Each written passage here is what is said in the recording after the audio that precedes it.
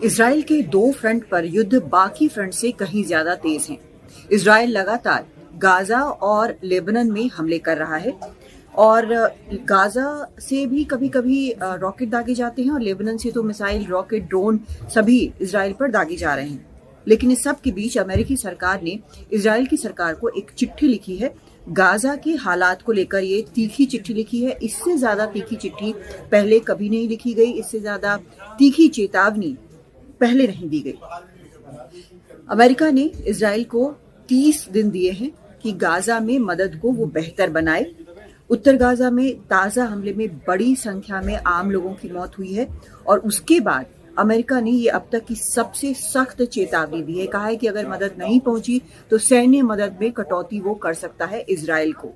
पत्र के मुताबिक गाजा में हालात लगातार खराब हो रहे हैं और मानवीय हालात को लेकर वहां पर अमेरिका बेहद चिंतित है। इसके मुताबिक 90% तक मूवमेंट जो है, ह्यूमैनिटेरियन मूवमेंट नॉर्थ और साउथ के बीच, या तो इजराइल ने रोका है या फिर उसमें रोड़ा अटकाया है। इस तरह की बात अमेरिका ने कही है। हालांकि इजराइल ने इसका जवाब ये दिया है कि वो इस मामले को बेहद गंभीरता से देख रहा है और चिंताओं को लेकर आगे काम करेगा। हालांकि उसने ये कहा है कि उत्तर में वो हमास पर हमला कर रहा है, मानवीय मदद नहीं रोक रहा है। लेकिन ये भी सच है कि लगातार बड़ी संख्या में वहां पर आम नागरिकों की मौत हो रही है और यूएन की तरफ से भी इस पर चिंता जताई गई है। कई और जो फूड प्रोग्राम्स वगैरह वहां काम करते हैं, उन्होंने भी काफी चिंता जताई है।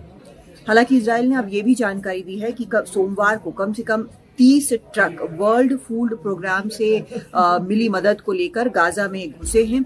यूएन के अधिकारियों ने कहा है कि कम से कम 4 लाख लोग यहां पर पूरी तरह से मदद पर निर्भर हैं।